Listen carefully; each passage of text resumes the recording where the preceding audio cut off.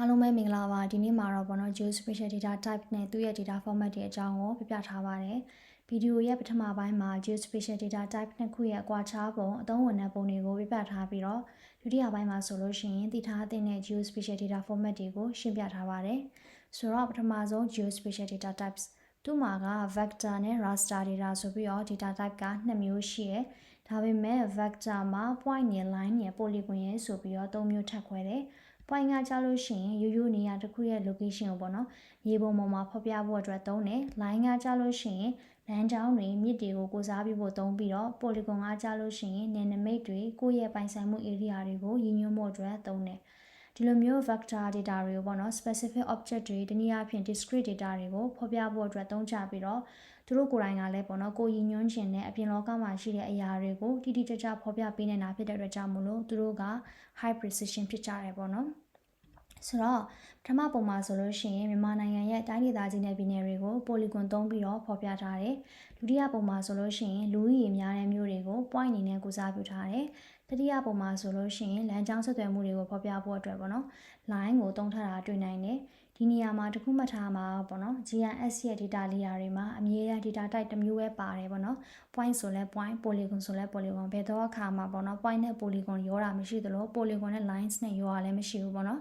ဒုတိယပုံနဲ့တတိယပုံကဒီ layer နှစ်ခုကိုထပ်ထားတဲ့အတွက်ကြောင့်မို့လို့ဒါဒီလိုမျိုးအနေနဲ့မြင်ရတာပေါ့နော်တကယ်တမ်း layer တစ်ခုချင်းစီခွဲကြည့်မယ်ဆိုလို့ရှိရင်ဒီ layer ထဲမှာ point ဆိုလဲ point သီးသန့်ပဲပါတယ် polygon ဆိုလဲ polygon သီးသန့်ပဲပါတယ်ဒါကတော့ vector data ပေါ့နော်နောက်တစ်ခု raster data ကိုဆက်ပြီးတော့ကြည့်ကြမယ် raster data ဆိုတာက cell based data တနည်းအားဖြင့် pixel ပေါ့နော်ဥပမာဒီပုံမှာဆိုလို့ရှိရင်ပထမပုံက1 meter cell ရှိရဲဒုတိယပုံက2 meter cell ရှိရဲတတိယက4 meter cell ရှိရဲပေါ့နော်ဆိုတော့ဒီပုံကိုကြည့်ချင်းအပြင် cell size ကနည်းလေလေ resolution ကောင်းလေလေဆိုတာကိုမြင်နိုင်တယ်ပေါ့နော်ဒါပေမဲ့တခြားတစ်ဖက်မှာလည်းပေါ့နော် resolution ကကောင်းနေဆိုလို့ရှိရင် storage ကပို့ပြီးတော့လိုအပ်တယ်ပေါ့နော်ဒီမှာဆိုလို့ရှိရင် vector နဲ့မတူတာကပေါ့နော် raster data တွေကို continuous data တွေအတွက်သုံးတယ်ပေါ့နော်ဥပမာဆိုလို့ရှိရင်တောင်ကုန်းတစ်ခုရဲ့ elevation ပေါ့နော်ဆိုတော့တောင်ထိပ်မှာဆိုလို့ရှိရင်ဒီတောင်ကုန်းရဲ့ elevation ကအရင်များပြီးတော့တောင်အောက်ကိုရောက်လာလေလေ elevation ကနည်းသွားလေလေပေါ့နော်ဆိုတော့ဒီ elevation ရဲ့တန်ဖိုးကပေါ့နော်ဒီတောင်ကုန်းရဲ့နေရာပေါ်လိုက်ပြီးပြောင်းလဲရဖြစ်တဲ့အတွက်ကြောင့်မို့လို့ပေါ့နော်ဒီလိုမျိုး data type အမျိုးအစားတွေအတွက်ဆိုလို့ရှိရင် raster data ကိုသုံးတာကပို့ပြီးတော့သင့်တော်တယ်ပေါ့နော်နောက်ထပ်raster data ရဲ့ပေါ့နော်အားသာချက်တစ်ခုကသူက data တွေအများကြီးကိုသိမ်းဆည်းထားနိုင်တယ်ပြီးလို့ရှိရင် mathematical operation တွေကိုလည်းသူကဆောင်ရွက်နိုင်တယ်ပေါ့နော်ဒီပုံကပြည်နယ်တစ်ခုရဲ့အပူချိန်ကိုပေါ့နော်ဖော်ပြထားတဲ့ raster data ပေါ့နော်သူက cell based data ဖြစ်တဲ့အတွက်ကြောင့်မို့လို့သူ့ကိုချဲ့ကြည့်လိုက်လို့ရှိရင်ဒီလိုပုံစံအနေနဲ့မြင်ရတယ်ပေါ့နော်ဆိုတော့ဒီမှာဒီ raster data မှာဆိုလို့ရှိရင် pixel size ကအလျား1000အနံ1000ရှိရပေါ့နော်နောက်တစ်ခုကဒီ raster data မှာအပူချိန်ကိုအရောင်နဲ့ခွဲထားတာကိုမြင်နိုင်တယ်ပေါ့နော်ဥပမာ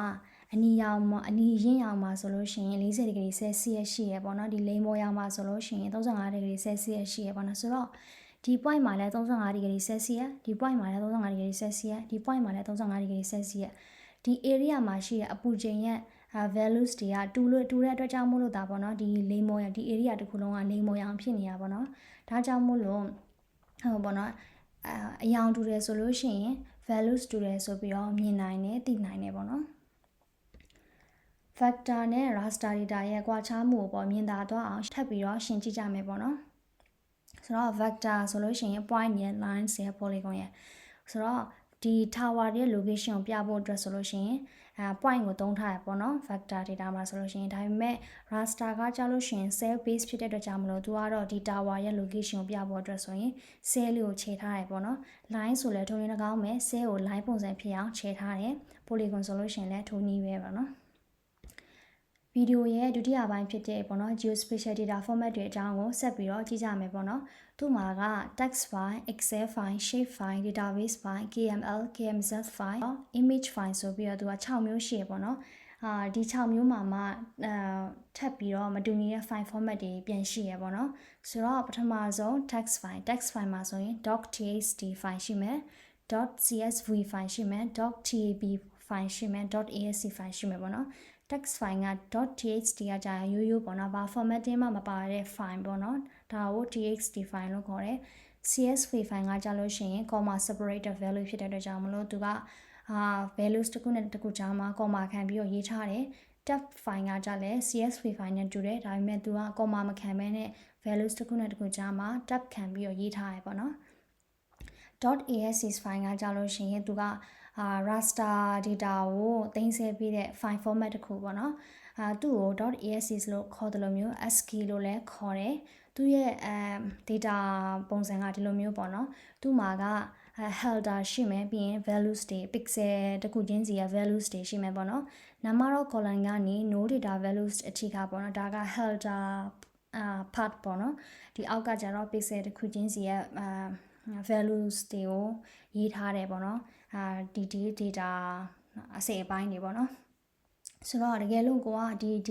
.asc file ကို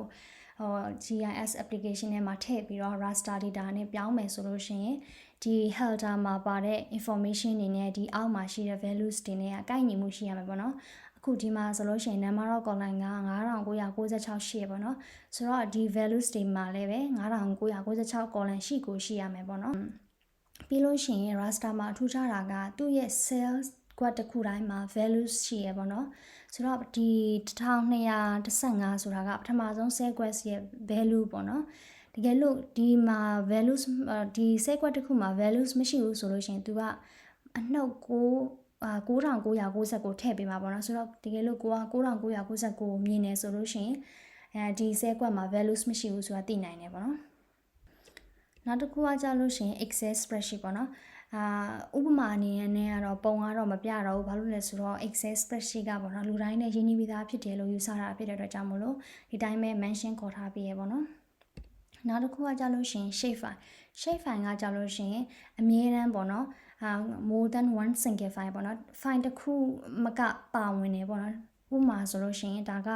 shape file ပေါ့နော်tree space တစ်ခုရဲ့ shape file သူ့မှာဆိုလို့ရှိရင်မတူညီတဲ့ file က6ခုတောင်ပါဝင်နေပေါ့နော်ဒါပေမဲ့မဖြစ်မနေပါရမယ့် file က3ခုပဲရှိရပေါ့နော် .shp file ရယ် .sh8 file ရယ် .dbf file ရယ်ပေါ့နော် .shp ကကြလို့ရှိရင်